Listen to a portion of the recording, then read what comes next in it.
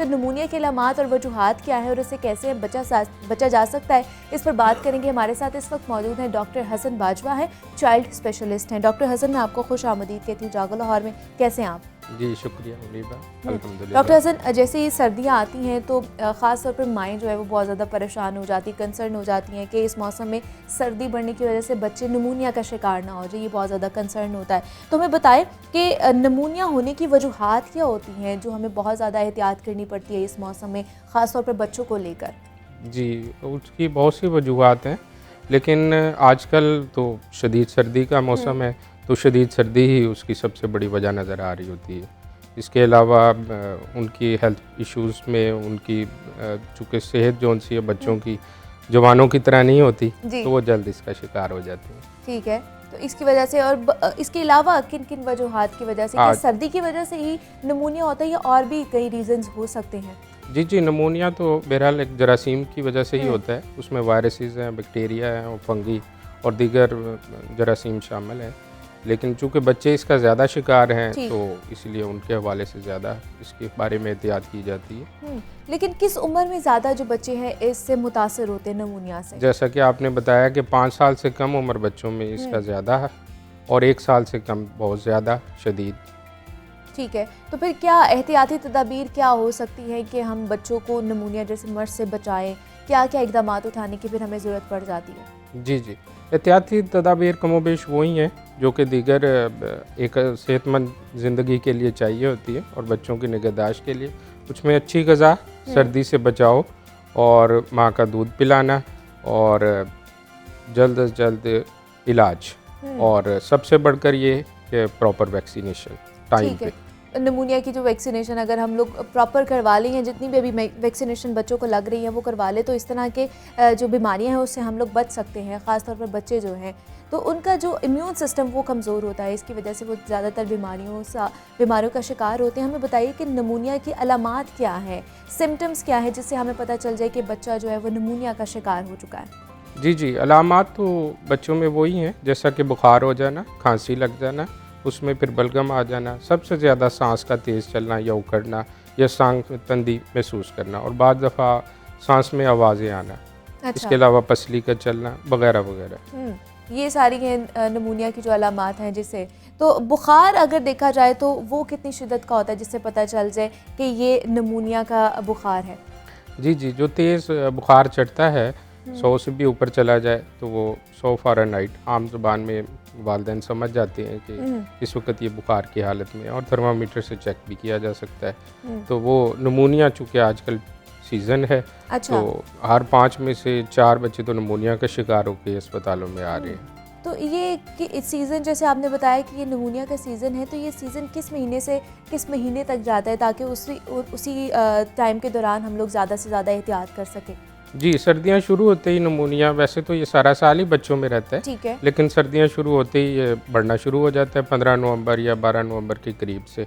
और आजकल चूँकि पीक सीज़न है तो सबसे ज़्यादा नमूनिया हो रहा है। मतलब ये जो नवंबर या दिसंबर का अगर महीना देखा जाए तो इसमें ज़्यादातर एहतियात करने की ज़रूरत है क्योंकि इसमें नमूनिया के जो केसेस हैं इसमें ज़्यादा आते हैं क्या? जी बिल्कुल, इसी में ज़्यादा आते हैं और आजकल सबसे ज़्यादा नमूनिया के मरीज़ आ रहे हैं। ठीक है, तो अगर नमूनिया हो जाए, अगर बच्चे को हो गया है नमूनिया तो फिर हमें फ़ौरन क्या ट्रीटमेंट करवाना चाहिए या अगर ख़ुद कर रहे हैं तो फिर किस तरह का ट्रीटमेंट हमें करना चाहिए? सबसे पहले तो नमूनिया से बचने के लिए ही इक़दाम करने चाहिए, जैसा कि सर्दी नहीं लगने देनी चाहिए, अच्छी ग़िज़ा देनी चाहिए और माँ का दूध पिलाना चाहिए, हिफाज़ती कतरे और टीके वक्ती लगाने चाहिए। और अगर वो बीमार पड़ जाते हैं इस सीज़न में तो फ़ौरन डॉक्टर से भी रुजू करें, खांसी भी है तब भी डॉक्टर से रुजू करें, और अगर सांस में कोई तंगी महसूस कर रहा है और उस वक्त भी आप फ़ौरन डॉक्टर से रुजू करें। अगर वो निमोनिया की अलामात आ गई हैं तो वो जल्द अज जल्द दवाइयाँ शुरू करें, क्योंकि जितनी जल्दी इसका इलाज किया जाएगा इसमें अमवात का चांस भी कम होता जाएगा। ठीक है, तो इसमें जैसे आपने कहा कि ग़िज़ा का ज़्यादा इस्तेमाल करें, किस तरह की ग़िज़ा फिर बच्चों को खिलानी चाहिए हमें?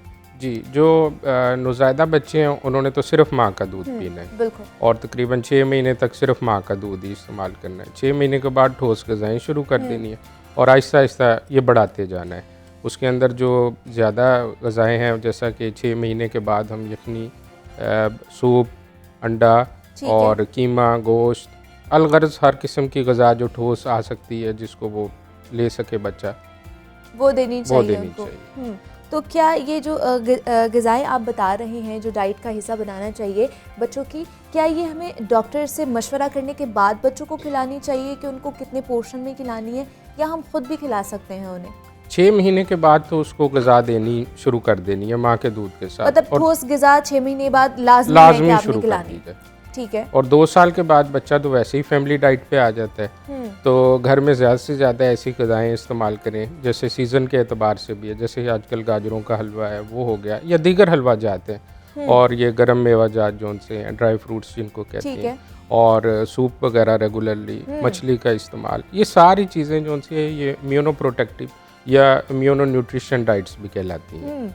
ठीक है। और दूसरा मुझे बताइए डॉक्टर साहब कि जो दूध की चीज़ है या दूध की जो तादाद है या उसकी जो क्वांटिटी है वो कब से हमें कम कर देनी चाहिए बच्चों को देना, ताकि वो टेबल फूड की तरफ या सॉलिड फूड की तरफ भी आए? 6 महीने से हमने दूध कम करना शुरू कर देना होता है ग्रेजुअली, और 2 साल तक छुड़ा देना होता है। अच्छा। 2 साल के बाद दूध की कैलोरिक वैल्यूज़ तो नहीं रह जाती डाइट में, तो वो उससे उस वक्त तक तो दूध पिलाना है। 1 साल के बाद 50% ग़िज़ा और 50% जो उनसे आपकी दूध की ग़िज़ा रह जाती है। और दूसरा डॉक्टर साहब एक मसला आ जाता है कि इस मौसम में बच्चों को इन्फेक्शन होता है, सीने का इन्फेक्शन भी होता है, उसमें से आवाज़ें भी आती हैं, खांसी बहुत ज़्यादा होती है, और जो फेफड़ों को भी उनके मुतासर करते हैं। तो हमें बताइए स्मॉग जो इस मौसम में बहुत ज़्यादा आम हो चुके हैं, तो इससे फिर हम कैसे बच सकते हैं, बच्चों को किस तरह बचाएँ? बच्चों को तो अब स्मोक तो खैर अब लाहौर में नंबर 1 आ चुका है पूरी दुनिया में, तो इससे सिर्फ बच्चों ने नहीं, सब ने ही बचना है। ये हर किसी के लिए इक्वली इंजीरियस है। तो इसमें एहतियाती तदाबीर वही हैं कि आप सबसे पहले तो वो इकदाम करें जिससे स्मोक हो ही ना, यानी धुआं और इस ऐसी कोई भी चीज़ जो उनसे है वो ख़त्म की जाए, प्लांटेशन को लाहौर में बढ़ाया जाए, और फिर चूँकि इधर अब बच्चे इफ़ेक्टेड हो सकते हैं तो बच्चों को भी मास्क इस्तेमाल करें, वो रेगुलरली मास्क इस्तेमाल करें, ठीक। आउटसाइड द होम तो लाजमी, जैसे ट्रैफिक के अंदर भी, और बाकी इकदाम जो गवर्नमेंट लेवल पे भी करने की ज़रूरत है, हमारी इलेक्ट्रिक गाड़ियाँ होनी चाहिए वगैरह वगैरह। जैसे बीजिंग ने कंट्रोल किया था स्मोक के ऊपर, नंबर 1 वो भी रहा है, लेकिन कुछ ही सालों में वो बिल्कुल ऐसे ही है जनाब, इकदामात करने की ज़रूरत है ताकि हम ये तमाम तर जो बीमारियाँ हैं उनसे बच सके।